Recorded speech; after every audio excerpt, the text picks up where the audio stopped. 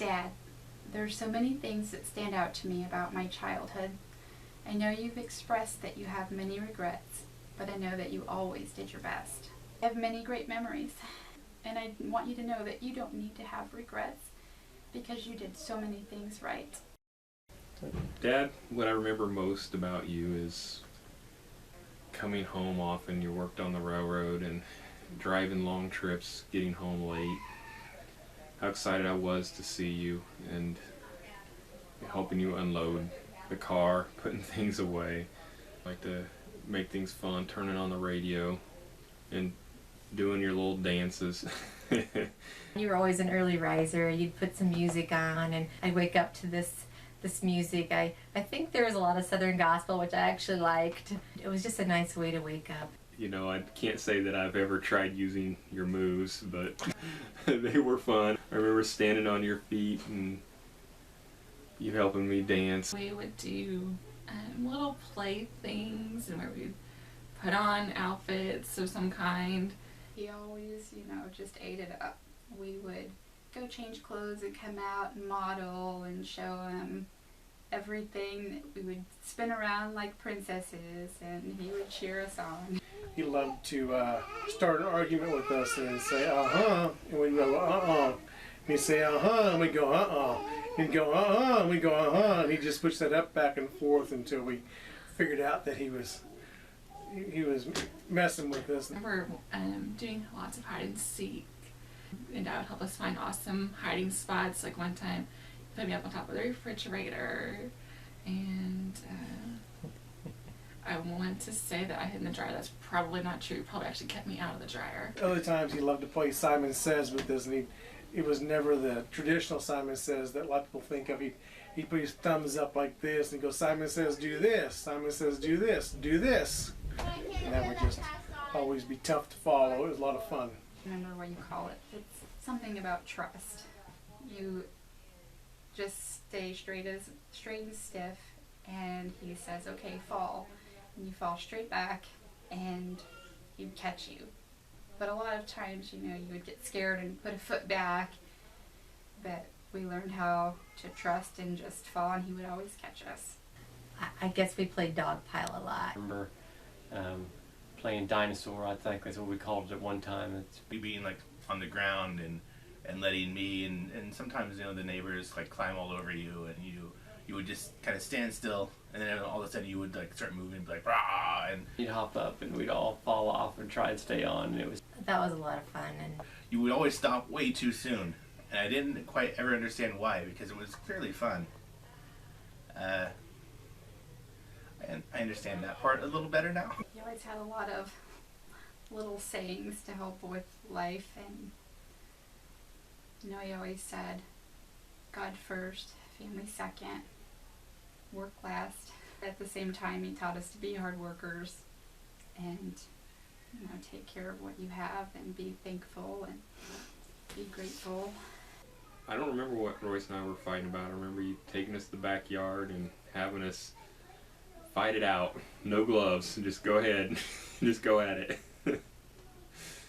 I think we both took a couple swings and decided we weren't that angry at each other. I guess that was success. Parenting trick I might try with Leighton and Allie. I don't know. Probably not. One way that Dad was a great example was he was willing to do what it took to get the job done. Dad, one of the things that you taught me was to be friendly. You would always try to make conversation with the store clerk, the waitress at the restaurant. You would always, sometimes they were quite corny, little jokes or something, but you really were always friendly to people. Dad taught me how to dream and never give up. Dad always had high ideals. He always wanted us to do the best. I think I also probably learned to be a hard worker from my dad. He always worked hard to provide the best he could. Dad, your work ethic was great. You really got that right. You taught that to us. I think maybe some of my cleaning stuff came from my dad, believe it or not. We learned how to work and to do our best and just try and try hard. And you might not get it, you know, perfectly right, but you need to do your best at anything you do. As little kids, our rooms would just get piled with toys, and Dad would make us pull everything out, and I'm gonna have to put it back in its place. And I remember hating it so much. But now as an adult, I tend to be a little bit more the same way. Well, definitely when I was younger, Dad, I knew I wasn't going to be anything like you. Gosh, I always have this lofty ideal of what I want, and I don't usually communicate it very well to others, and then tend to be a little unhappy when things don't work out the way I want them to.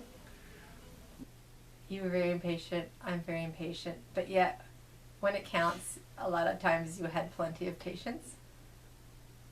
I tend to think that that works for me as well. I'm probably a bit quick-tempered like my dad. There are little things like I know that you have particular ways you like to do things. Just say that about me and get about 90% of who I am. You could take that and sort of color in the other 10% and you wouldn't be too far off. I find myself over-explaining everything.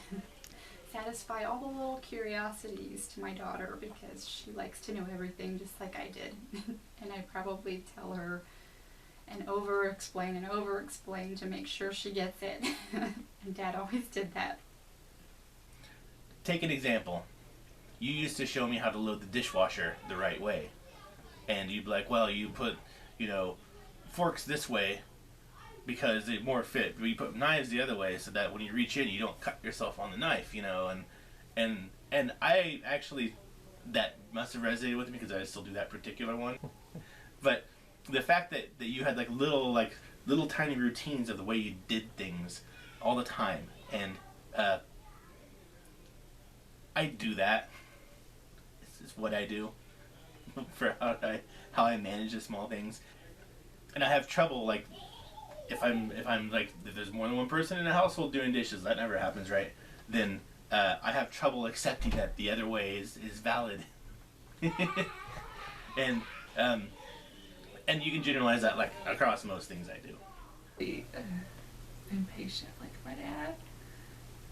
And those are the bad things. Let's see what the good things are like my dad. I'd like to think that I love my child the same way my dad loves his children. I also know that my dad loved his kids very much. He loved all of us. And no matter what we did, he still thought a lot of us. He still desired our relationship with us. And that's how I see my dad in me. My kids mean everything to me, and I would do anything for them. And he proved to me more than once that he would do anything for me. I was thinking of something that happened once when I was babysitting, but one of the kids ran off. I was in between the house and outside and the kids were all outside, and when he disappeared on me, went looking for him, and someone called the police for me to help us find this baby, and he was 2 or 3. And so anyways, when it was all said and done, of course I was a mess, and when I finally got home, my dad, instead of lecturing me, which could have easily happened, he's saying, "Why'd you take your eyes off the children?" For a moment, a lot of people would say something like that. He did not do that. He just comforted me. I've always thought Dad was smart.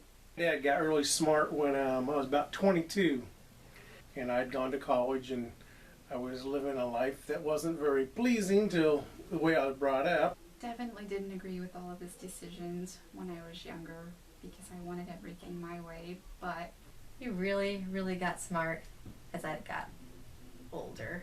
A little past the teenage years, perhaps.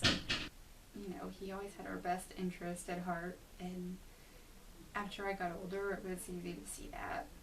He'd come up to college one time, and he wanted me to come home because I wasn't doing well.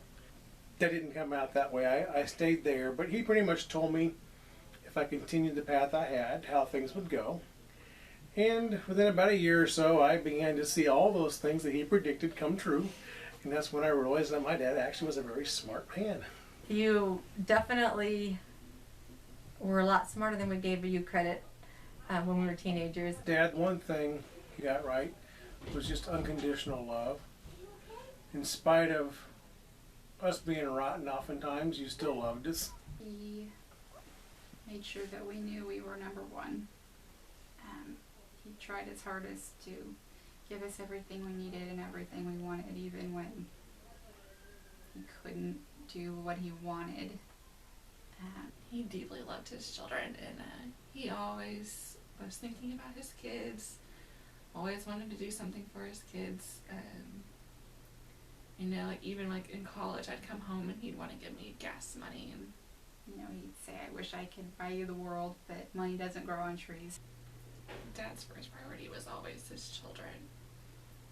And I think that was a great example. Dad, you were a great example in studying the Bible and praying and putting God first. Had us getting up before you went to work and just having breakfast ready for us. And I think at the time we went over Romans with us, and I really appreciated that. Tried to make sure that we had the training that we needed, and he always sent us to church even when we didn't want to go. We were just raised that way. Now I realize the importance of that. The way you disciplined us, I think you really got that right. Whenever we got in trouble, you'd say, go to my room, and we always hated hearing those words because that meant we were going to get a spanking. And wait on him in his room for a good 30 minutes, at least, and it felt like an eternity, but later in life he explained to me that he did that because he had to make sure that he wasn't angry when he came to discipline. And I think that was wise. Those last 2 years having you close by have been a blessing. Just wanted to tell you, Dad, I thank you for your sacrifices and your love, and I love you. Well, thank you, Dad. I loved you. We'll miss you a lot. Thank you, Dad, for teaching me truths that are so important to guide us as we live this life, so that we can understand that real life is found in Christ, and in Christ alone. Dad, thank you for loving me, for loving our family, for your sacrifices that you made. Though we grieve our loss in your life, we don't grieve like people who don't have hope. We grieve knowing that we will see you again on the other side, that we will see you in heaven. Dad, I love you, and I look forward to seeing you again. Thank you, Dad, for being my dad and for always loving us, loving me, loving all of us. No matter what we did, we knew that you were always going to love us. You were and are a really good dad, and I appreciate everything you ever did, and I love you. So thank you, Dad.